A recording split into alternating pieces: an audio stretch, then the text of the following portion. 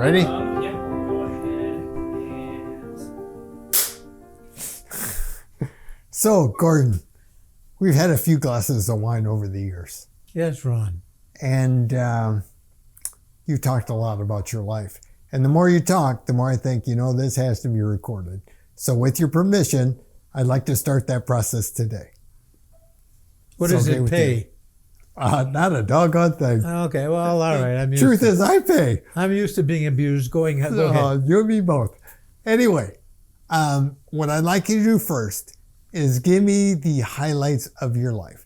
What has been the most important stuff to you over your years? Well, in case Linda watches this, I better say my marriage was the highlight. I would say you're right. But actually, when I look back on my life, I am most proud of my career. I look back on my life as an engineer, and I think I did a lot of things, and I'm very proud of that. So all those various achievements, if I was going to look back on my life, I'd say those were my highlights. Okay. Can I ask you this as far as that goes? Can you just give me a summary? How many jobs you had before you started engineering? How many jobs after engineering? Well, I happen to have saved some resumes, and I've looked back on it, and this is unreal. I found the resume I had when I graduated from college had 26 jobs on it. I hadn't graduated college. I had 26 jobs on my resume. Now, I thought that is really some adventurous guy or one crazy nut. And I'm not sure. But 26 by then. And after graduation, 25 more. So what's that make? 51 jobs in my life. It's quite a few. Now, I don't know if that's a record, but I don't think many people have passed that. I'll tell you this. I counted mine, and I've had 14 my whole life. Wow, that's a lot, though. Well, if I take away grass cutting, snow shoveling, and lawn mowing, I'm down to 11. Okay. So it's not so much compared to you. And the other thing I'm thinking is that, well, two things can be possible. Either you're really bad at those jobs, and you got fired a lot, or else you're a very curious guy and you just tried a lot of different stuff. Well, it's some of each, but also some of them I just quit. Two of them come to mind. One of them was taking the census, and we got paid according to how much data we collected.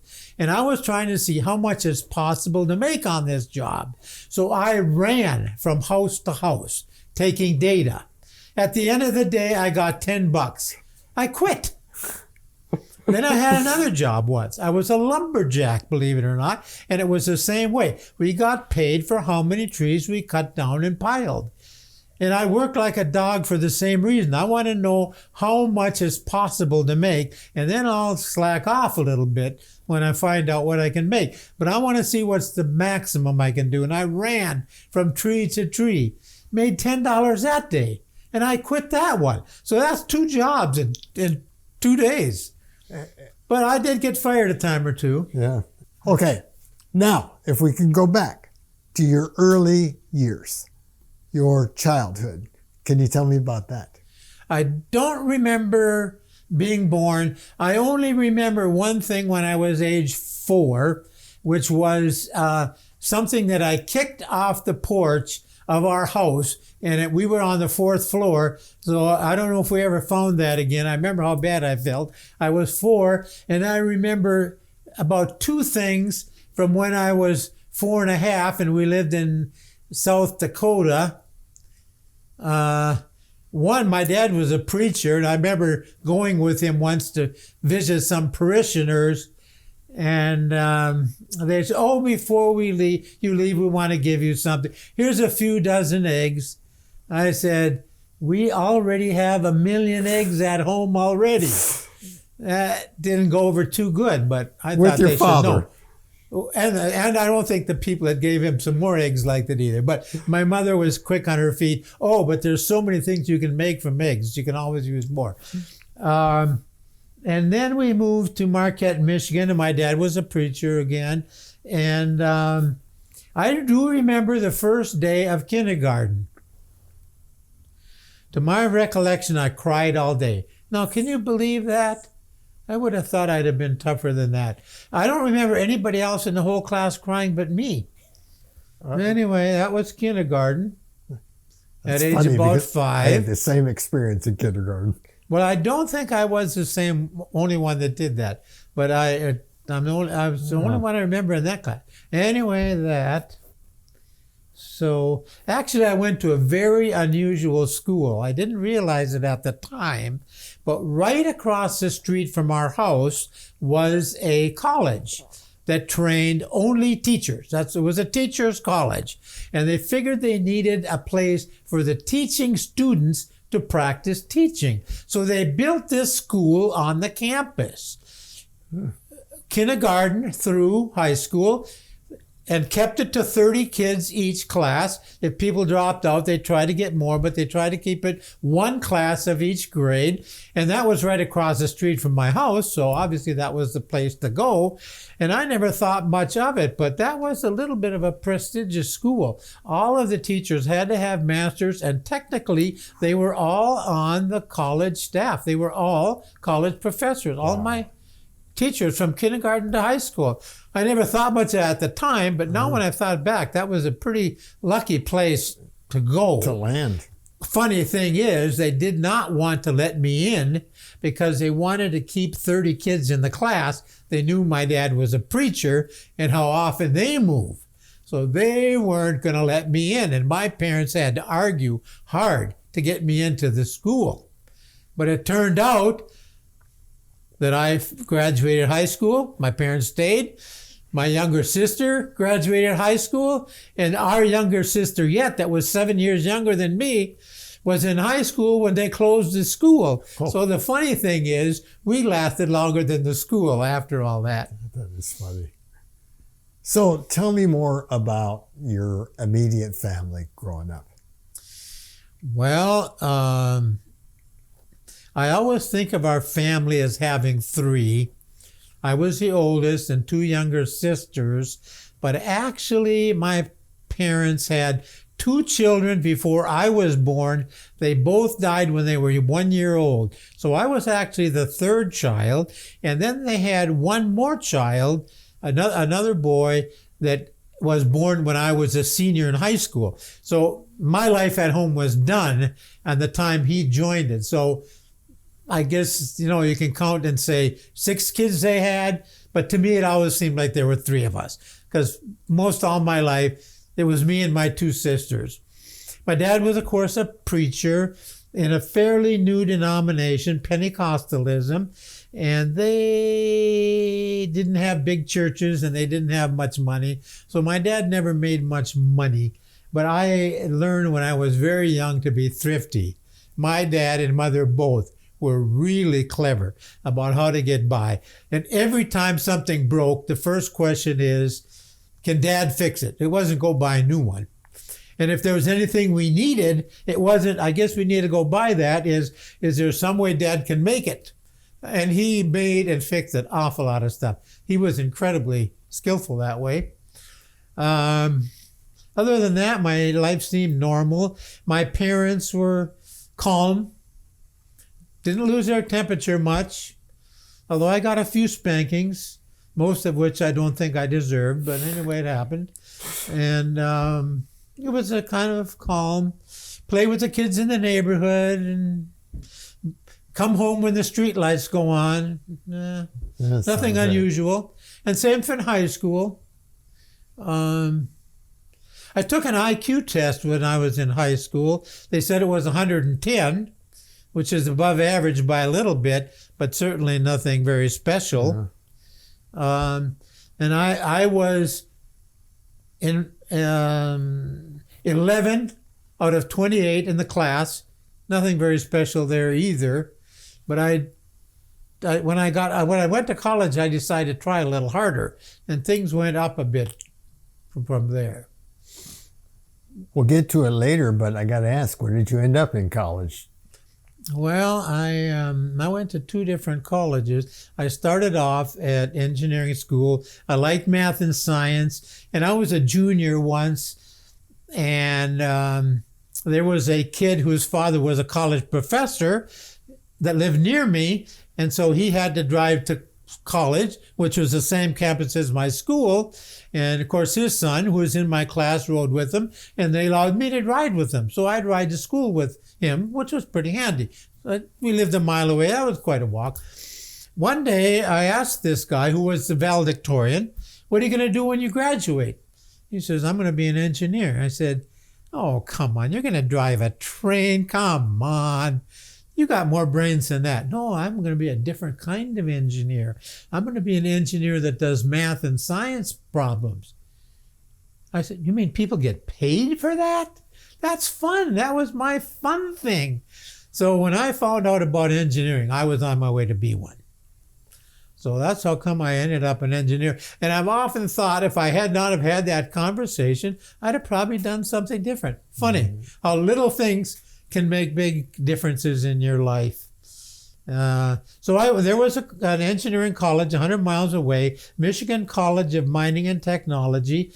Used to be a mining school only. Then they added engineering, and I went there 100 miles away, not too hard. And it was also one of the cheapest schools in the state and even in the country. And so I went a year and a half there, and then I thought, no, I should be a preacher like my dad and save souls instead of make engines and engineering. So I quit and went to seminary school. After 1 year, I ran out of money. Somebody told me, if God wants you to be here, he'll provide the money. Well, he wasn't, so I figured maybe I don't belong here. So I quit that, got married, and went back and finished engineering school. At Michigan Tech. At Michigan Tech, yeah. So, I went to Purdue, but I remember Michigan Tech was like a top 10 school. It was always a good engineering school. But back to my original question, do you know, you're only 11 out of 26 in high school. What was your ranking at the end of college? 20 out of 600. 20 out of 600, so much better.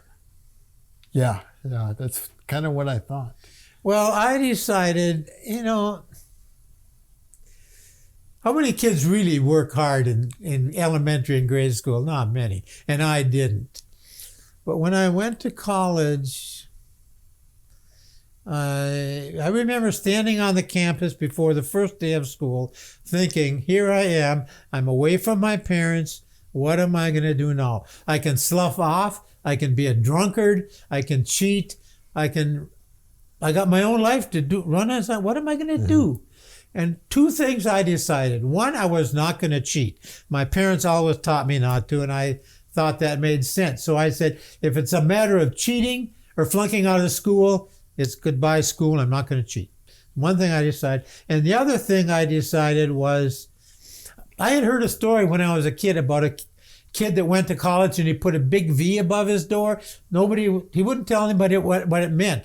But when he graduated, he was valedictorian. That's what the V They meant. figured out that's what it meant. Yeah. So I said, why not shoot high? And I thought, I'm not going to shoot that high, too much competition, but I'm going to try to do really well. And so I decided to take school super seriously, and I did. And I did well. Back when I graduated, they gave me the graduate record exam. They said that my knowledge of engineering was high in the top 1%. You needed 780 points to be in the top 1%. I had 840. Whoa. So I was high in the top 1%, of knowledge of engineering. I mean, and that's just because I tried hard. Also, I took that GRE test, which they translated into an IQ, and it said I was 148, which is not supposed to change. But when I was in high school, it was only 110. That's what they said. So I tried harder when I got to college. Which, of course, shouldn't matter for an IQ test, so you have no idea why you think your IQ test was higher? It got higher. It's not supposed to change. That's what I've always heard. I don't know. Yeah. Again, I tried harder, probably on that, just like I did on everything else. I want to circle back to your early childhood, but before I do that, at Michigan Tech, again, a top engineering school, you actually taught. Yeah, that was my biggest achievement. This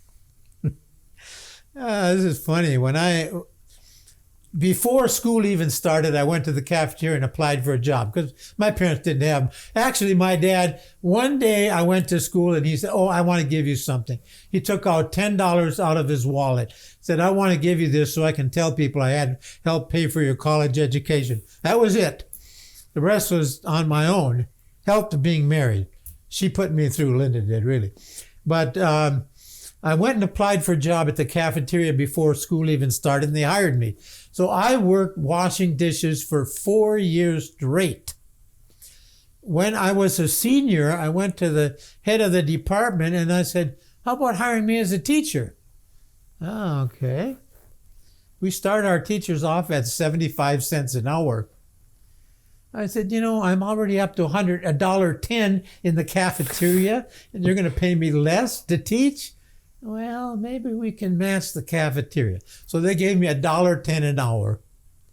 But for the last 2 semesters, I was actually an instructor, which to me is my greatest achievement, to actually be used when I was a senior, I was teaching juniors. I'm pretty proud of that. I thought that was quite an achievement. It is. Now, just to ask you that, it wasn't like a recitation, it was an actual class that you were teaching.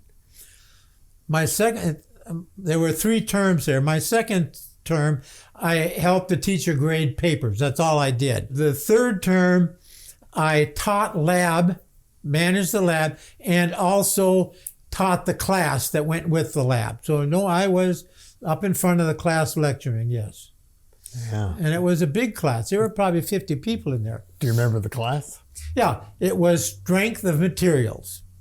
Telling people, what materials are strong and not strong. What you ended up doing for your life. Very relevant, yeah. It's interesting.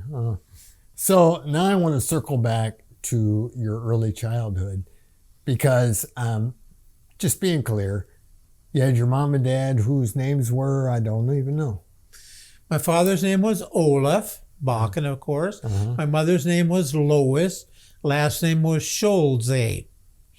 And your sisters are Lorraine and Marilyn. And we didn't talk much about your younger brother, but I do want to talk about him a little bit because he had Down syndrome. Well, my parents were good parents. It gets me emotionally when I just think about this. But I remember, since I was a senior in high school when Paul was born, I remember my mother coming home from the hospital with the baby. No, this was after she was home. My dad thought the baby wasn't quite normal, so he said, "You should bring him to the doctor and have him diagnosed." So when she came home from that doctor's appointment, this was maybe he was a month old, she left him in the car. She came in the house and cried. So what is this? Here was my mother, leaves the baby in the car, comes in the house and cries. I didn't see my mother cry much. What was it? And the doctor had told him he was Down syndrome, which they used to call mongoloid, which is very retarded. So naturally the parents are going to feel bad when they find out that their child is very retarded. And she didn't take it very well. She was brokenhearted over that. My dad took it like it was nothing unusual. Again, can't explain either one of those reactions. But my dad took it in stride, and he kind of led the way as saying, we got to just treat Paul as a normal kid as best we can. And they tried hard, and they did a great job with Paul. And they enjoyed him. He turned out not to be a burden so much as a great joy. He had a great sense of humor, and he was funny. So they enjoyed him, and I soon left home, so I don't remember much about Paul after that, except seeing him when I was older. I remember stories, and I remember what Tina tells all the time about Paul would go through a restaurant and see somebody's food on a table and say, "You gonna eat that or what?" No, and if they didn't respond, he'd eat the food off their plate, which they usually thought was funny. So that's good. Okay, so next thing I want to talk about is your immediate family now. And first, I would love to tell me about Linda Bowers. There was a town 50 miles north, 25 miles north of Marquette. She came to my dad's church, and that's who Linda was. And I knew her because I went to the church also, before I went on to college. And when I decided to get married, I was sitting alone in Chicago. My job at the time was janitor. I'd gotten fired from my bus driving job. And I was thinking, what in the world am I going to do next? I'm getting bored with this place. I think I need to get married. Yeah, that's it. I was 22. I said, time to get married. So I thought of all the women I had ever known in my life, figuring they'd all marry me if I asked them, and tried to pick which was the best. And I came up with Linda as being the winner because she was the most intellectual. But Linda was a very bright person. And actually, she had gone to college while I was floating around and had a degree by then. And so she was a degreed teacher by then. So a little above me. But anyway, that was my pick. So I said, okay, I'm going to quit my job and go back to Marquette and see if she'll marry me. So I drove back to Marquette, and there was a wedding rehearsal going on with my sister. I went to that, and she was there, so I offered to take her home afterwards. So she said, okay. So I walked her up to the porch and said goodbye and said, we need to start thinking about getting married. And she says, okay. So I've often wondered, were we engaged at that time? I hadn't even kissed her yet. I don't think that's essential to an engagement, but it's pretty normal. So I don't know when we got engaged. But her young sister was upstairs listening to us on the porch, and she started crying because she thought her sister was going to leave, and she didn't want her sister to leave. But anyway, she had to leave soon anyway to take her job in southern Michigan. So she went down there, and since she said she was going to think about getting married, I followed her down, and we didn't really live together, but we dated down there. And when Christmas came around, we had a chance to go up and get married, so we went back to Marquette and got married. Then she had to go back to school, and she told me I should go back and finish engineering so that I could make a living. Probably a good idea. In fact, she said, if you don't, I'm not going to live with you. So don't think you're going to live with me at this point. You're not. You're either going to go back to school or you're going to live somewhere else. But I'm not living with a college dropout. So I went back to school. So our first 6 months after we were married, we didn't even live together. Pretty odd. We got along real good in those days, now that I think about it. Okay. But I finished that year of school, and then she moved up to Marquette, and we lived together ever since. Now, I also remember it was her father who told her, you're going to college. Yes. Yeah. And at the end, she ended up with a PhD. Yes. So that's pretty impressive. Yeah, I think so. Yeah, so very good. All right, let's move on to your kids. Tell me about them. Well, they've all been pretty much failures. Tina's been the biggest success. She's been a fantastic engineer and a fantastic, what are you now? CPA. You can't hardly do better than that. Although her brother didn't do that bad. The last I heard, well, he's 55 and he's retiring. So I guess he made pretty good. He's bought himself a house up in northern Michigan. And so I guess he did pretty good. And then Tina's younger sister, Jill, got a teaching degree, but she never liked teaching well. And she's actually got a small business where she is an exclusive seller to the government.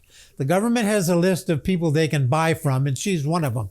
So when they want something, whatever it is, they go to people like Jill. She goes out and finds it and makes them an offer. That's what she does for a living. And she is going to get married now in Christmas. So that's very nice. So my kids, I was joking about them not being successes. I'm very proud of all of them. I consider all of them as big a success as I was. They all did real well. I agree. And just some corrections, Phil's 58 because Right. Tina's 56, I'm 57, Phil's 58. So it's easy for me to keep track. Yeah, and retiring this year, which is pretty amazing. Jill, I'm with you that she's quite accomplished. You know, she had teaching degrees. She taught at both the high school and the college level. I think Yes. she also has been a programmer, a writer, and now, like you said, she owns a business. So it's like, boy, that's pretty impressive when you look at all the things. And honestly, when I think of it, I think a lot of times, even though Tina and Phil have engineering degrees, a lot of times I think Jill's the most like you. Well, when I talk to her about politics, she and I agree. My wife doesn't, and neither does my Tina? other daughter. Yeah. They are both left-wingers. So Jill's obviously a little bit smarter than the rest, too. So there you go. The other thing that comes to mind, Gordon, is that, you know, your wife has a PhD. Tina has 2 bachelors and a CPA. Jill has a master's in mathematics. Now, Doug, Jill's fiance, I don't know his education, but you and Phil and I only have bachelor's degrees. So the men are very undereducated in this family. Well, you have to educate a woman more to get her to really produce much. But I never felt too bad that she had more education than me because I always made more money than her. So we were both kind of happy, and I have the greatest respect and affection for my wife. She's a fantastic person, and I'm proud of her education, and I promote her, and I help pay for all that stuff. It didn't come cheap either. And of course, she paid for you. She did pay. She did support me 3 out of 4 years going through college. So thank you, Linda. You did a good job. But now that's true. The men have bachelors and the women have more. But that's the way I pass it off. It takes longer to educate a woman. Okay, so circling back to the kids for one last go. What do you think about kids in general? You like them better when they're your own, but they're more fun when they're somebody else's. And you've heard this saying before, kids are wonderful, but the thing is they're always there, which is one nice thing about grandkids. You can love them and pamper them and everything, and they're so sweet, and then they go home, and their parents have to give them a bath or whatever. But, you know, raising children, you know, I've thought this, and this is one thing I think we need to change in our society. I don't think in my whole life I ever had 10 minutes of instruction in school on how to raise kids. I mean, how to drive a car. Yeah. Boy, we'll tell you how to drive a car and how to design jet engines or whatever you're going to do. But how to raise kids, it's like it doesn't take any education. I think it's a big mistake, but we don't. So you have kids and you kind of spend a big part of their childhood trying to figure out what to do. And you really don't know. And I've talked to my wife and she said the same thing. She didn't have anything with all her education on how to raise kids. You got to kind of figure it out. Now, we did read Dr. Spock's book, which was a help. And one thing he said is don't punish them too much. Good advice. The old thing, spare the rod, spoil the child. He didn't believe it, and I think he's better than they are. Don't punish them too much. But still, knowing how to raise kids is one big tough job. But what I say is about the time you get it all figured out, it's too late because they're gone. But you think you know how they should raise their kids. Boy, you know. Now you just got to struggle with yourself not to give too much advice. Now my wife is more inclined to that advice giving than I am. I don't say much, but I think my my kids have done fairly good with raising their kids, but it's still a tough job for everybody. But grandkids, like they say, they're fun, they're cute. Everybody's in a good mood when they're at Grandpa's house. Nobody has to do much, We pamper them and everything. They're a lot of fun. And then one day they're grown up and they have kids of their own. And now we have great grandkids that are 8 years old. And they're fun too. Good. So finishing up your thought of what you said earlier, when you figure out how to raise kids, they're gone. And when you figure out life. Yeah, raising kids and figuring out how to do it is a lot like figuring out life. About the time you get it figured out how you should have lived your life, you die. And it's about the same kind of thing with kids, yeah. Once you figure out how to raise them, they're gone. Yeah, well, that's the way it goes. Yeah. No, but seriously, I think they need to make that a course in school, high school probably. They should teach kids. Doesn't need to be 10 years of school, but a little bit about what you do. Tell me the names of your grandchildren and your great grandchildren. Well, let me see. Being 81 years old, this is hard, but. I have three grandchildren. One is a boy from Tina, that's Scott. And then Philip had 2 daughters, Angela and Teresa. And they're both cute kids. Angela has twin boys. And they had a hard time making it into this world. I don't know how long they were in the hospital, but my son Philip said it cost $1 million for the hospital bill for those 2 kids, Chance and Chase and Chance. I don't see those kids much. I'm sorry, Angela, but anyway, I hear she's got 2 cute little sons that are my great grandsons, and then Teresa has 2 cute little kids that just visited us, DJ and Taylor, and they were just as much fun as could be.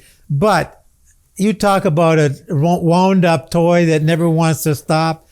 Oh my word. I can spend all day sitting in a chair just like I'm doing now, be perfectly happy. Those kids couldn't stand still for 13 seconds. They had to run, stop, jump, turn a somersault, something. All that energy and nothing sensible to do. That's the other sad thing about life. By the time you get enough sense to know what to do with your energy, you've lost most of it. Real sad thing about the way things are put together. But anyway, I love all my kids, and they're cute and a lot of fun. And one thing you didn't mention is why Angela's kids, Chase and Chance, were in the hospital so long is because they were so premature. Yeah, she had twin boys, and they were very premature. I think they weighed like a pound each or something crazy like that when they were born. That's pretty hard to get started off with that lightweight start in the world. Oh, and then I also forgot that Angela had one more daughter, Cherise, which we love also. She's a cute girl too, that Angela adopted, but she becomes our great-grandchild when she joins the family. So we like her too. And speaking of Cherise, she's got 2 kids of her own, Aaliyah and Aliva, something. I don't think I've ever even met those little kids. But anyway, congratulations, Cerise. And I guess that makes them great-great-grandkids. Oh, goddamn, it's bad enough being 81. Oh, you had to bring that up. Aaliyah and Ava. Aaliyah and Ava, yeah. And okay. But so you have a lot of great-great-grandchildren too. More than I almost forgot. Yeah, I almost forgot them. Moving on to your friends. Tell me about Bill Smythe. Well, my dad, like I say, was the pastor of our church, not a very big church, and religion was everything in his book. And he told me I shouldn't have any friends that weren't members of our church. Oh, okay. And there were only 2 guys in our church that were close to my age. One was Francis Burns and one was Billy Smythe. Billy Smythe was the younger, and closer to my age. So we became really good friends, and we did a lot of things together, even after he's grown up. Once we took a cruise together. The two of us went all the way around South America, 58 days of traveling. So we kind of kept in contact a little bit. But when we were high schoolish age, because his parents told him to have church friends also, so that kind of stuck us together. We spent all day, every day together, went swimming almost any day, every day. There was a little pool not too far from our house. I remember one time we took our bicycles, hooked them together, and made a tandem out of it. Worked really quite well. Yeah, so he got married and both of us moved away. He went to California. My other good friend from church, Francis Burns, actually was about 1/8 Indian, maybe more. People call him the chief sometimes, but he was the best man at our wedding. And we've been good friends over the years also, and did a lot of things together. One Christmas, Frank Burns and I both looked in the paper, and we saw this ad looking for riders to Memphis, Tennessee. We both saw this little ad. And I said, what do you think? I think it's fun. Let's see if we can do it. So we called them up, and they said, yeah, you buy us a tank of gas and we'll take you. And that was a bargain. So I asked my dad, and he asked his parents, and they said, go. So we rode with these people all the way down to Memphis, Tennessee. And then we, from there, hitchhiked all the way to Miami. And you cleared that with your parents as well. They knew that's what we were going to do, and they said it was okay. My dad didn't drink, but he didn't act too sober that day. But anyway, I had an uncle, a brother of my dad, lived in Miami. He kind of took care of us when we were down there, gave us his car to drive around and stuff, and lined up for us to sell Coca-Cola at the Orange Bowl game. So we both went to the Orange Bowl game and sold soft drinks and made a little money, which helped cover our expenses, since between the two of us, we didn't have hardly 2 dimes to rub together. When it was all over, I figured out the whole trip cost us $20 a piece. That doesn't make any sense. Both ways. Back and forth. And we hitchhiked half the way down and all the way back, and actually did make it eventually. A couple times we tried hopping freights. But every time we got on a freight, the freight just sat there and never went. So it didn't work out. Oh, I remember the thing was full of beans. Dried beans, and I snuggled down into the beans, which was like snuggling down into ice cubes. That didn't work. For spending nights, our standard thing was to go to the jail and ask them if we could sleep there free. For some reason, they usually let us do it. So we slept in a lot of jails, so didn't spend much money on motels. Now you've watched Andy Griffith, I assume. Yeah, Andy Griffith. Yeah, kind of like Otis. Just like Otis. Kind of like Otis the drunk. They let us in, so that's worked out. And hitchhiking, of course, doesn't. Oh, I remember one time we hitchhiked with a guy, and he asked me if I wanted to drive, and I drove, and he went to sleep, and I went off on the wrong road, which was the direction we wanted to go, but not the direction he wanted to go. When he finally woke up and found out where we were, closer to my place, and he was pretty nice about it. Oh, okay. Yeah, he was a college student from University of Miami, and told me he studied logic there, and I guess that kind of interested me, like something maybe I'd study one day. But yeah, we had fun, Frank and I, and Bill and I, we did. Okay, so trying to finish up on family. You have created a family tree. Can you explain it to me? Well, yeah, Lynn and I did make a family tree of my father's side of the family. And what really prompted it, my father was a Bakken, and there's a lot of Bakkens. And there was another family that was also Norwegian, and they moved from the same place in Norway to the same place in Minnesota. I don't know if they knew each other in Norway or not. But anyway, they became good friends in Norway. in Minnesota, and they intermarried. There was nobody married their own relative, but the Morkins and the Bakkens intermarried. I don't know, about 5 major intermarriages between there. So when I'd asked my dad about who is this guy, well, he's my second cousin on the Bakken side and the third cousin on the Morkin side. I was so confused, I didn't know what. And when we'd go to a family reunion and I'd meet all these people, this is my second cousin and my third cousin, and this is my uncle, and he's also married to my aunt, and I don't know what. I was so confused, I was embarrassed. So I said, I've got to get organized on this so I don't feel like a fool next time we get together. So I started working on a family tree, but kind of gave up on it. Then one of my uncles, dad brother, named Amos, visited us, and he said his son had been over to Norway and checked out the family a little bit and find out their name was Olsen when they lived in Norway. Then they changed it to Bakken when they came to Minnesota.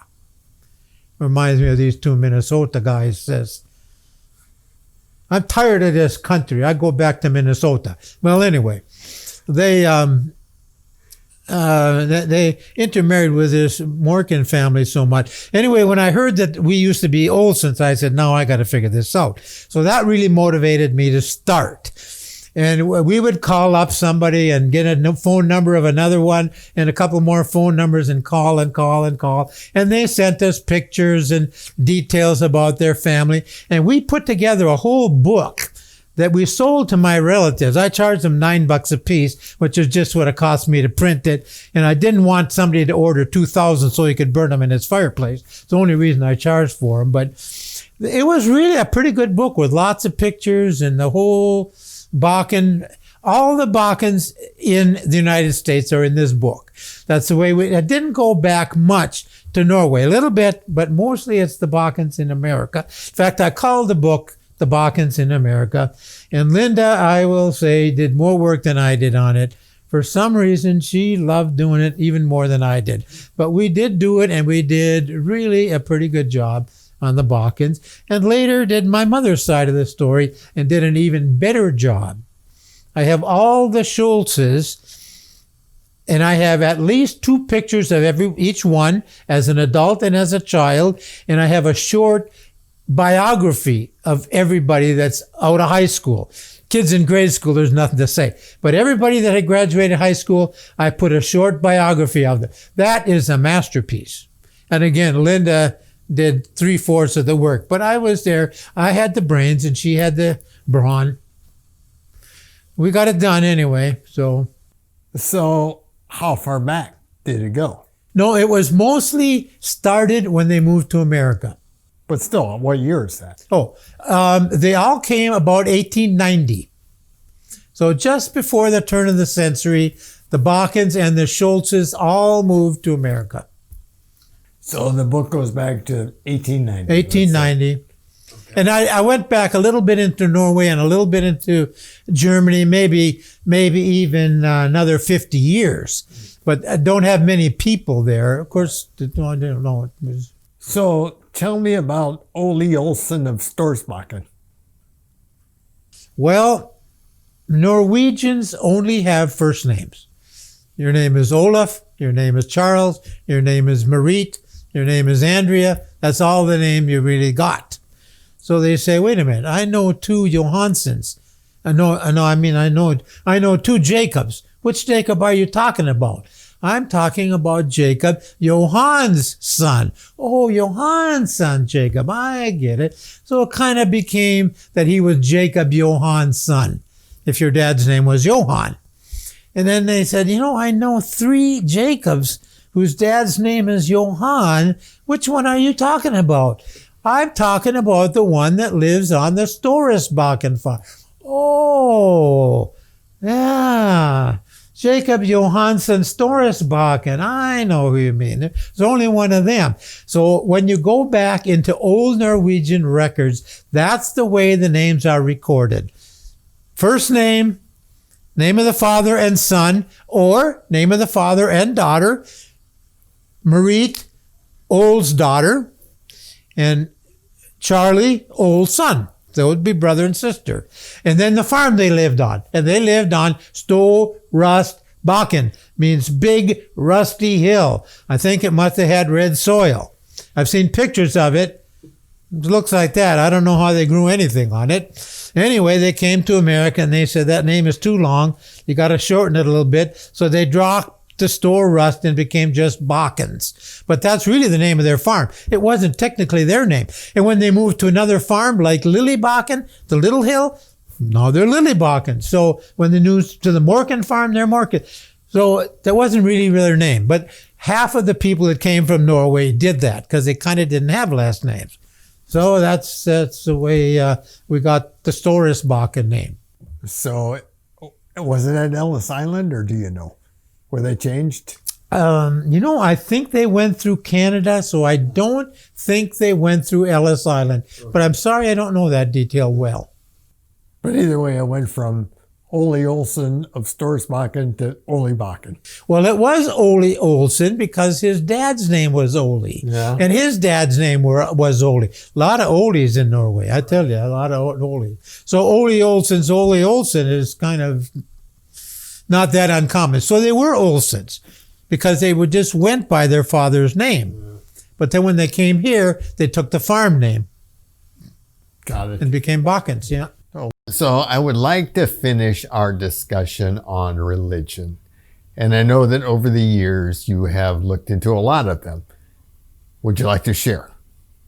Well, my father was a minister, so religion was always a big part of our life. To him, it's kind of what life was all about. There kind of wasn't anything, but it's kind of like a dentist's kids think what humans are is a support system for teeth. He kind of had that kind of attitude because of his job. And his father was a minister. Many of his cousins and aunts and uncles and a lot of Pentecostal ministers in my dad's family. And it was ingrained in me. We had church 4 times a week. I always had to go, and I heard my father preach. So I was thoroughly indoctrinated by the time I got to be in high school, and pretty much didn't fight it, accepted it as being the way it was told to me. And I went off and studied engineering, but as I sat there in my second year, I thought, everybody's going to hell if I don't tell them how to get saved. I got to quit this engineering and be a preacher. So I did that and went to a Bible training school and ran out of money. And somebody told me, if God wants you to be here, he'll give you the money to go. Well, there was no money coming in, so I guess, maybe God doesn't want me here. So I quit school for a while and earned money. I worked on ore boats, and I drove a bus, and I did a lot of things. It paid off all my bills, and then got married and went back and finished engineering. But, all of these questions I had got about Christianity still bothered me. And but I stuck with Pentecostal till I was about 30. Somebody told me about Scientology. So out of curiosity, I went, and I like those people. Their main goal seems to be help people be more effective people, not really convert you into some different kind of thinking. Although they do believe in reincarnation, but they didn't push that. They were just helpers. And they charged for everything they did. Everything was by the hour, nothing free, no donations. But I liked them, and I still do, although I haven't gone back for quite a while. And I lived in Utah and studied the Mormons for a while. When I think about them now, I think, they're not so bad either. And now I wandered into Christian Science for no real reason, but I do like that. And that's where I go to church most of the time. But I read a book that Tina recommended called Journey of Souls. And this was a hypnotist that hypnotized his clients. His main original purpose was to help them get over their problems. But somewhere down the line, he got the idea to ask people, what were you doing before you were born? And somebody said, I was in heaven. And he asked different patients. They all said the same thing. They were living in heaven before they were born. So he started just asking them that kind of stuff. And his technique was he would ask them, go back to your last life on earth. And then how did you die? And then what happened? And they all went off to heaven and the angels and all that stuff. And they lived about 50 years there on average. And then they decided it was time to come back to earth. So they picked a body and a place and a life and signed up to come back to this place. Back and forth they went. And he got the same story from all of his patients, at least according to his book. Now, if he lied in his book, I don't know, but that's what he said in his book, and it was very convincing to me. So I'm a believer in reincarnation, and I like it, because nobody goes to hell. Everybody goes back to heaven, even the bad ones. They don't get punished, but they certainly get lectured a lot. I like that better. So I'm more comfortable. True or not, I like it. So anyway, I've kind of settled there for the time being. And I'm very comfortable with it. I figure when I die, I'll go to heaven, as most Christians do. Yeah, we've talked about it, and who knows what's true, but we're very comfortable with it. It seems like, I like this. Just makes me very comfortable. But can we go back to Christian Science for just a bit? Because I want to hit on just a couple of things. Because you did have some pretty amazing experiences. Like I'm thinking about your interviews, the time when you were looking for a job. Yeah. I was kind of susceptible to Christian Science. They are heavy in believing in miracles. I mean, what we call miracles, they believe heavily in. And the Pentecostals also do. So I had an openness to that idea. It might have helped me be comfortable in Christian Science. But yeah, at one time, they had a big layoff where I worked, and I lost my job along with a whole bunch of others. And there we all sat, and the whole economy was down. There were no other jobs. I mean, it was desperate time for everybody. So somebody told me Christian Science practitioners will help you with your problems. So I went to one, and he said, no, your job is to be a human being, and you're a human being, so you're working. You're not making any money, but you're not unemployed. You're active. You're doing something. Oh, it sounds fine. But as far as a paying job, one will come. Okay. So I went back to my desk waiting for the goodbye date to come. And the phone rings. Somebody says, you want a job in Detroit? Yeah. There's a plane ticket waiting for you at the airport. Get down there at 6 o'clock tonight and get on the airplane, and somebody will meet you and take you. Okay. So I went to Detroit and interviewed for a job, and they offered me a job. How nice. Then a couple of days later, the phone rang again. You want to go to North Carolina and work? Yeah, sure.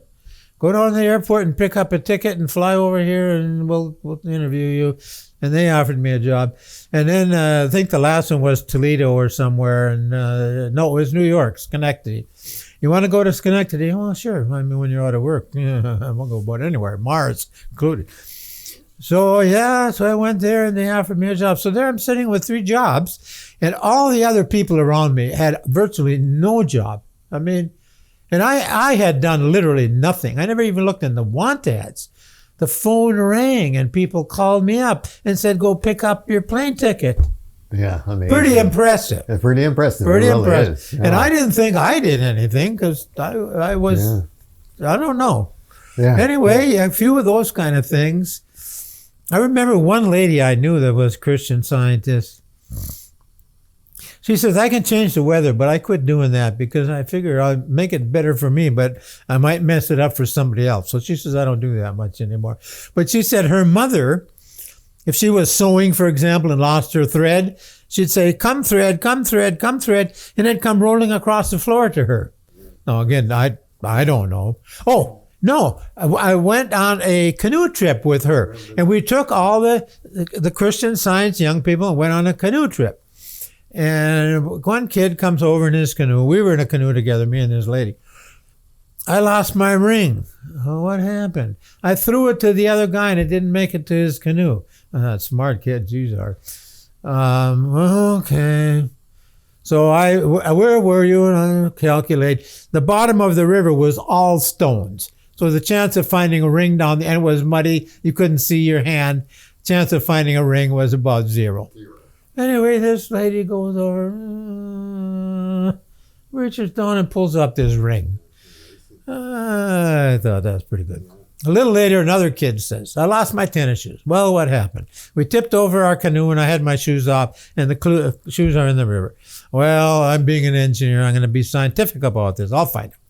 Where were you when you tipped over your canoe? Well, right about here. Okay, calculate the speed of the water and the depth. Okay, the shoes should be there. So I went down and started prowling around. I thought I got a chance of finding that ring. No, but shoes, I can find them. So this lady went way upstream, about 50 feet, or way upstream, reaches down in the middle of the river and pulls up this tennis shoe. And then pretty soon she pulls out the other one. Now, how can it be there? He said he tipped over his canoe here. Anyway, those were pretty impressive things. Pretty impressive things. And I've tried a few times praying for my kids when they weren't healthy, and it seemed that they got better a lot of the time. I couldn't say 100%. I never turned water into wine. That never worked. But I don't know. It doesn't mean it's not possible. It's just that I couldn't pull it off. You tried, though. I gave it an effort, yeah. The best I can do is turn money into wine. That works at the liquor store. That's mine, too. All right, so enough of that then. Now it's time to move on to your jobs. And how many jobs did you have again before you finished college? I had 26, 26. By the time I got through college. And so there's two that I want to talk about in particular. The first one is the ore job. And the first time Tina told me that, I said, he doesn't look that strong to me. I thought they were ores that OAR ores. I said, no, it's ORE, like iron ore. So can you tell us about that job? Well, when I was summers going to school, you want to get a job and make some money to pay for school. And my dad knew a guy that ran a power plant in our town. And so I went to the power plant and the guy gave me a job. I didn't have anything to do. I was sort of supposed to be a janitor, but he never told me to do anything. I just sat around all day. What a job. A lot of the people here in this place were ex-iron ore people because that steam engine and this was the steam engine. So a lot of the people there had worked on the ore boats. So they told me about it and how much money they made, and I decided that was better than even working in this power plant. So I went down to the place to apply for a job and filled in all the papers, and sure enough, one day the guy called me up and says, we got an ore boat, needs a helper. They'll take you if you're here at 2:00 or whatever it was. So I was hired on, and I loved that work. It was fun. It was being on a cruise ship. Most of the time we didn't have to work, and when we worked, we didn't work hard. And when we weren't working, we could sit on deck and feel the breezes and read a book, and it was a fun life. Well, tell me what you did. Well, I was on 3 different boats and I had 3 different jobs. The first one, I was a deckhand. Our main job was tying it up to the dock and moving it up and down the dock to get the ore loaded on and loaded off. The second boat I was on, I was a coal shoveler. My title was coal passer, and my job was to shovel the coal from the big hopper out in front of the furnaces so the fireman, who was supposed to be a little smarter than me, could shovel the right amount into the furnace. So he had the skill and I had the muscles to get the coal over there. That was my job there. The first day on that job, that was hard work. I was so sick I couldn't even stand up. They had to get a relief from me the first day, but by the second day I recovered. And my third job, I was in the dining room as a waiter. Again, variety, and they were all pleasant. I loved that part of my life. Plus I made a lot of money. I mean, those guys only work in the summer, so they have to make enough in the summer to live all year. So the pay was high, and it was union, so it didn't matter how young or dumb or anything else I was. I got the same as everybody else. And if I worked the summer on there, I could pay for my whole year's college education. Yeah. So may I ask, was all the boat on Lake Superior? You never went anywhere else? We went Lake Superior. We went up to Duluth and Marquette and picked up ore, and then brought it down to the Pittsburgh area. And so we went into Lake Ontario and Lake Erie, and sometimes even Lake Michigan, and Lake Lake Erie it is, and dumped it off near Pittsburgh, because that's where all the coal came from, and you needed more coal than iron ore to make steel. So that's why they hauled it down there instead of the other way around.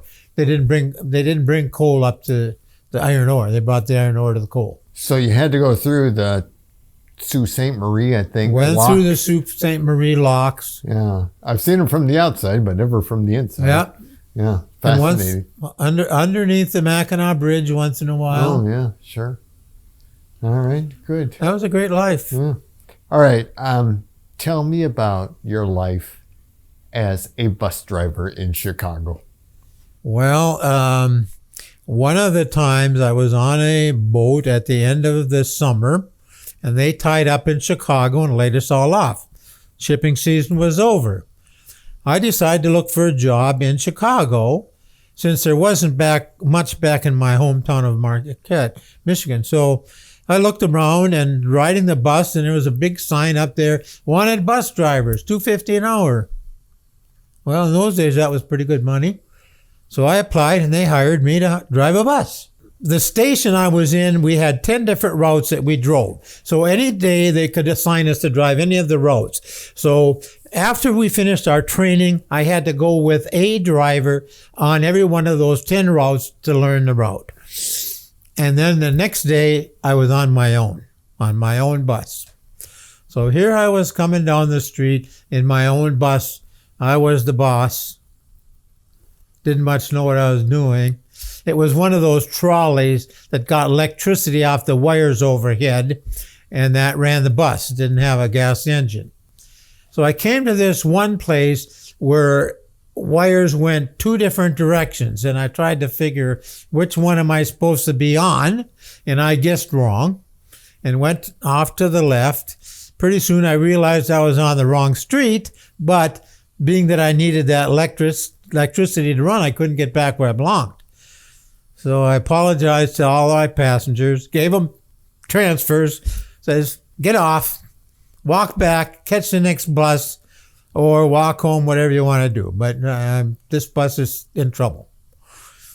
So I got them all off and started driving. Finally, I came to a street that had a cross street that had wires on it. Aha, I'm in business here. I can go down that street and get back where I belong. So I switched my poles over to the other wires, and down I went. And I came to the corner where I belong, and it was time for me to turn left. And lo and behold, they had wires going that way and wires crossing, but no wires to make a turn. So I knew what to do. You had to get a good head of steam up and go storming through and coast through, and your poles fly all over the place, and I knew what to do. So I tromped on it, and I was tearing into the intersection, lickety-split, came and tried to turn left, and a dumb car pulled right in front of me. I had no choice. I had to hit the brakes. When the car got out of the way and I was ready to go, my poles wouldn't reach anything. I was stuck in the middle of the intersection in Chicago with my big bus. What could I do? I got out and I turned the steering wheel and got out and pushed. It's surprising. Those buses roll pretty easy. It's amazing. A little guy like me could push it. And I pushed and I pushed and I pushed. Well, the bus company decided to have an experienced driver get on my bus and ride with me a little while, see how I was doing. And he picked that corner to get on my bus. And he says, I heard him telling another driver, he says, I was looking up the street, waiting for Gordon, looking at my watch. He was supposed to be there. No sign of him. Where is he? Look that way. And here he's going around the corner, pushing his bus by hand. What is it? So that was my introduction to the supervisor there. But anyway, with his help, we got it pushed around. I got hooked back up, and off I was. But another day, I drove a bus that did have an engine in it, and I was driving down this street that had an elevated above. The elevated train went up above, and buses drove underneath. And there were posts that held up this elevated train, and the space between the posts in the middle of the road was just barely wide enough for a bus to get down there. And I dropped my transfers on the floor, and I'm done picking up my transfers, steering the bus, and there was a jog in the road. Well, how did I know? Well, anyway, the road jogged and the bus didn't, and I hit the post, and that was the end of my bus driving career. Tell me about engineering and your eventual move to being a contract engineer. Well, I went to Seattle and Boeing because it was warmer than Houghton.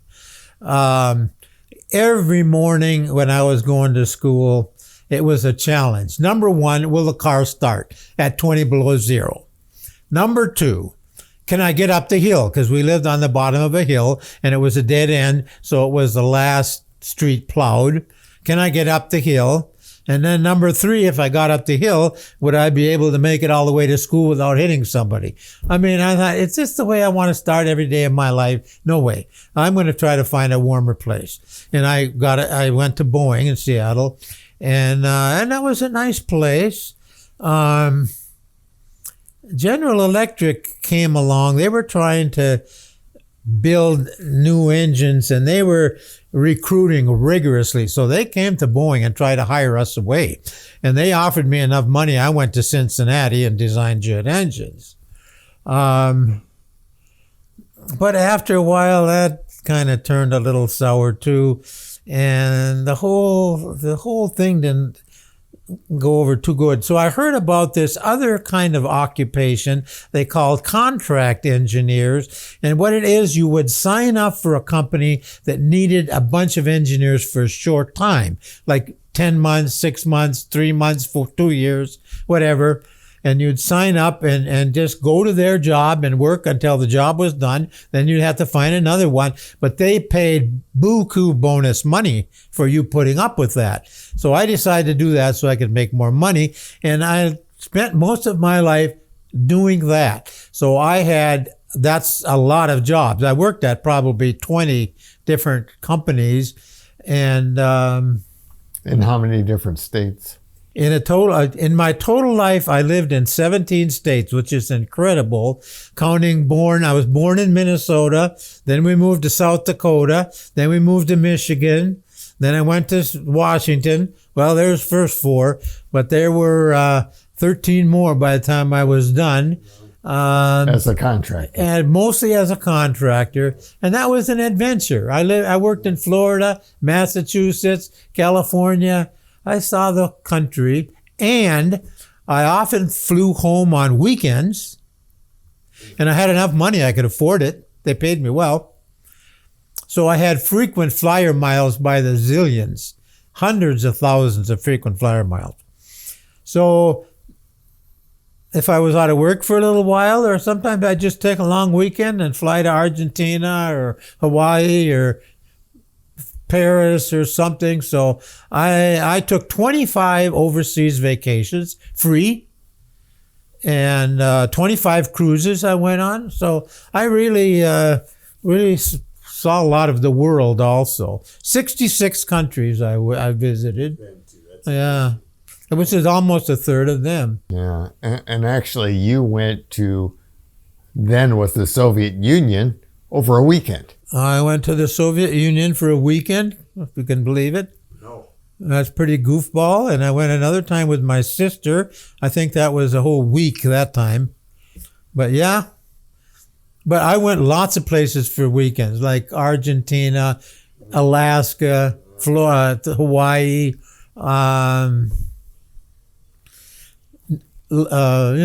Europe, wherever. I was going to go to Australia once for a weekend. I had the miles and I was going to go there. Well, the problem was it took the whole weekend to get there and back. So I had to find a time when I had a little more time to go there. But I did go there and petted the kangaroos, yes. Good. So I got to ask the question now because I'm thinking about it. You've always been kind of thrifty, and you have all these frequent flyer miles, but you also told me back when you took your first vacation with your parents that you kind of got a travel bug. So I'm kind of thinking, why did you do all this traveling? Because you had a travel bug, or you were just cheap and had to use up your frequent flyer miles? Well, I would go down to, we'll just say, Brazil for a weekend and stay 2 nights, and I'd find the cheapest hotel for $10 a night. So it cost me $20 to go to Brazil. I mean, why not? It doesn't need to be that exciting when it's that cheap. So partly it was being cheap and using those miles, but my parents traveled a lot. I don't know why my dad did it. He was a minister, but he had the travel bug, and they traveled all over the country for vacations. They'd go to California, Yosemite, anywhere, wherever. And sometimes they took me along when I was old enough. So that might have been the start. It's a fun thing to travel. And I did like it. I agree. So I want to go back to the contractor part. You told me at GE things got sour. And what I remember you saying is that they got sour because you realized that you are, and there's just no denying this, a phenomenal engineer. And you would solve problems, and we'll get to that later, that other people couldn't. But you realized that when race time come around, you didn't get much more than everybody else. And I'm thinking that's what made it sour. Well, and I worked for one guy there that wasn't much of a guy. The first day in that job, we had a group meeting, and he got up in front and he said, "We have this problem.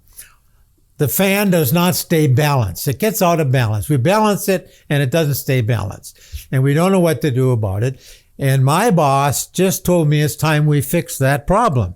We've had that problem identified for a year and a quarter, and we haven't fixed it yet."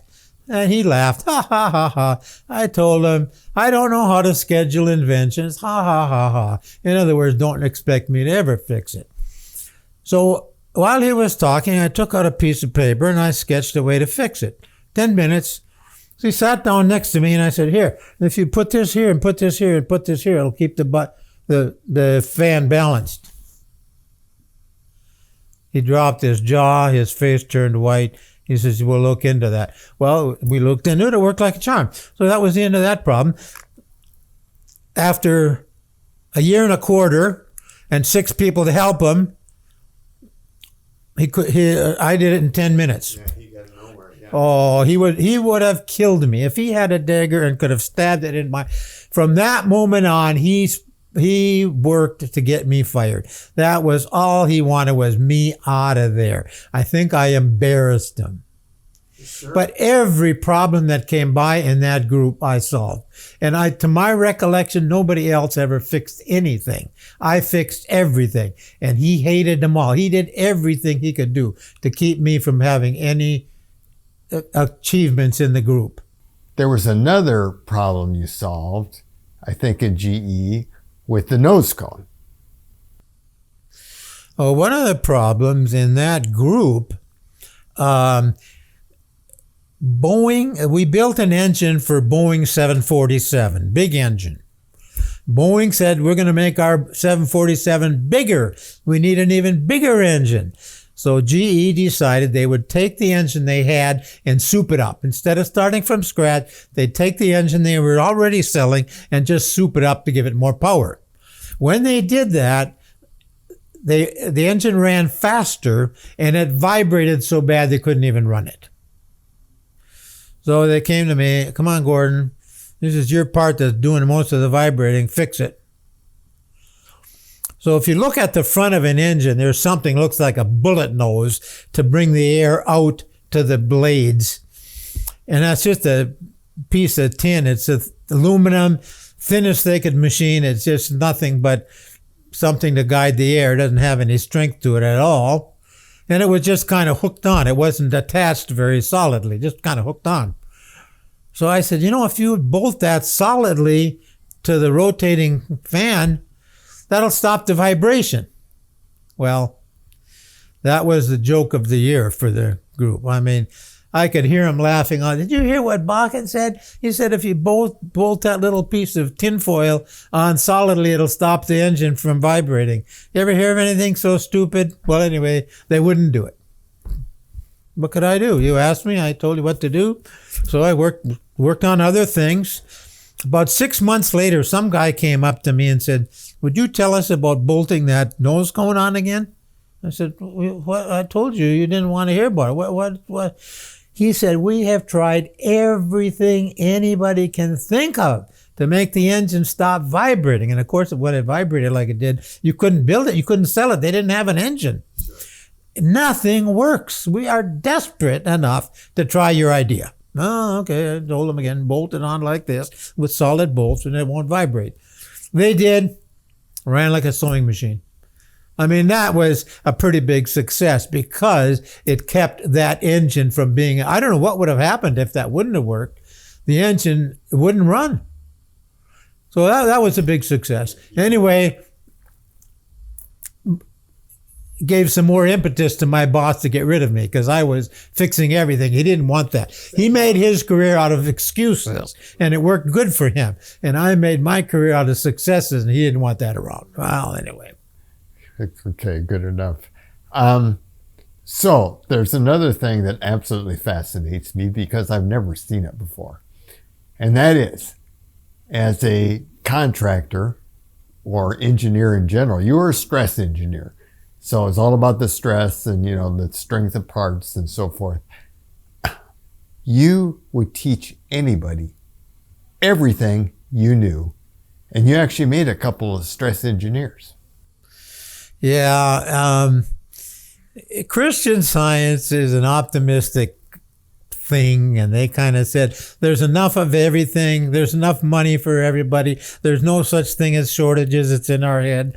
So they kind of convinced me that I did not need to worry about hanging on to my job. And a lot of people, they don't want to teach anybody anything because then he can do what I can do and maybe they don't need me anymore. I never had that attitude. My experience has been 100%. Most engineers are that way, and you're saying your experience as an engineer, they were. They're kind of afraid, if I know something you don't know, I'm going to keep it a secret, so I'm the only one that can do it. Not my attitude. Anybody who wanted to listen to anything I knew, I would teach them. I went to one job out in California. 2 guys came up to me and said, you taught me how to be an engineer.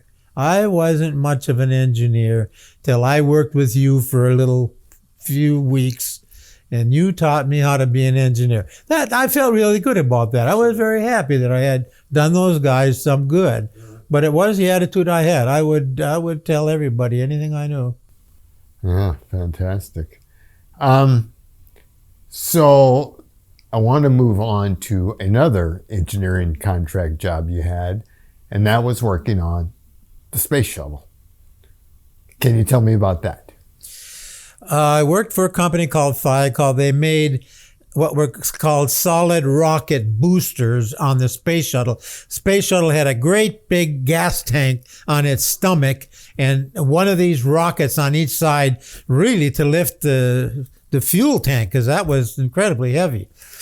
The space shuttle had its own rockets to get it up, but it needed these boosters to get it up. And I worked on that. And the part I worked on was the very end where the gas comes out and it's a nozzle that you steer so you can steer this whole thing and get it going where you want.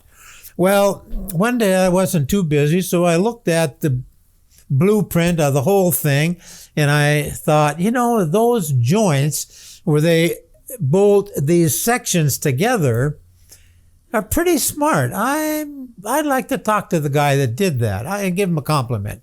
So I looked up the guy that designed those joints, and he said, He hadn't really designed them. That guy didn't work for the company anymore, but he was in charge of the joints at this time. I said, I want to tell you what a fantastic job you did of designing those joints. You've got this insulation that keeps the fire 8 inches away from the joint. That's brilliant protection for those joints. Well, they don't work as good as you think. Once in a while, it burns all the way through that insulation, and 5 times so far, we've come within 1/8 of an inch of burning through. It's supposed to be 8 inches, and you got it with 1/8. God is saving your soul. You are lucky. I said, you've got to fix those joints. I don't know what's wrong with them. They look good, but almost burns through. You've got to fix them. Well, I will look into it. But anyway, they never fixed it, and the space shuttle blew up. The Challenger. Yeah, the Challenger, because of that joint. It killed 7 people. So I didn't do any good, but I kind of still thought, I could say I kind of saw a problem that needed to be fixed. That was Still a very sad but interesting so that was the story, yeah. I'm just going to say something here and see if you want to think about this. But, I've always had the thought that we remember everything we ever heard. And it's all in here somewhere. The problem is trying to get access to it, of which you are phenomenal. Like your engineering stuff, you taught me about HVAC a little while ago, which I still don't understand, and don't do it now because we'll lose our audience faster. You can say Bob's your uncle. But, getting access to it, I don't know, but I do feel like we really do remember everything that we've ever heard. Well, I do believe that's true, just like you say. But when you think of all the things we've experienced, observed, learned, heard in our life, give me a break. That's a lot of stuff. And to have it all stored away is one thing. To be able to pick it all up, that's the hard part. I was trying to think of somebody's name today, and I could not come up with that person's name. So I turned to Linda and I said, what was so-and-so's last name? Soon as I asked the question, I knew. It was there. I had it in my head. I just couldn't pull it up. And I think hypnotism does that. And that's one of the reasons I like that book, because that's what he did. He hypnotized people and claimed that they remembered their past life. Now, I have no recollection of mine, but according to him, hypnotizing people, and he knew how to do it. He had developed the right techniques for that specifically. He knew how to do it and was nearly always successful. Anyway, I do believe that, especially with hypnotism, you can haul up an awful lot of stuff, and it is all there. I do believe that. Yeah. Interesting. So now I want to get into kind of summarizing, because there is something unique about you that honestly Linda agrees and I've never seen. But not only do you have the ability to store things, but as far as I can tell, recalling, old engineering things, like I said, this HVAC, I can't remember that. Things you can pull up about stress engineering or whatever else. It's just amazing. You have more of ability than anybody I've ever seen to access that stuff. Any thoughts as to maybe why? Well, the thing I notice the most is whatever I can't remember. And it seems that there's always something I can't remember. So when you say I have a good memory, I don't know what to say. Throughout your whole life, you have an unending curiosity. Not only how things work, but details, getting to understand how things work, why they work. And honestly, I get the feeling you can't understand why other people don't feel that way. Well, I know that you have mentioned that, and I've thought about, I think it's true. Why? And I think a lot of it came from my dad. Now, my dad, when he was in 8th grade, family ran out of money. He had to quit school and go to work to support his family. His parents, not married, of course. So that's his education, 7th grade. Not much. Became a minister. How do you pull that off? But he had an insatiable curiosity, I would say. He had books and he read them. He studied and studied and studied. And not only religious things, any kind of thing. How do cars work? He would take apart his car and rebuild the carburetor and stuff I wouldn't tackle. And just everything about the world. He had an insatiable curiosity, especially about religion, because that was his work. But everything. And I think I got it from him. What else I'd say about my dad, I thought he was always honest. Both of my parents were heavy into honesty. That, you don't lie. My mother too. But I think my dad was always honest. And when he came across something that was different than what he'd previously believed, he adjusted his thinking. I mean, he studied, he listened, he learned, and he when he believed false things, he got rid of them. And I think that it was a great example for me. So we're pretty close to done, but there is one last thing I'd like to ask. And that is, you've been around for 81 years. What would you like to pass on to your grandchildren, great-grandchildren? I'd like to give them each $1 million, but I don't have it. And I apologize to all you kids. I should have done better. I'm sorry. But I did manage to take care of myself and my wife, the two of us. So I don't need your money. So you can hang on to what you've got. But I'm sorry I don't have more to give you. That's my big apology.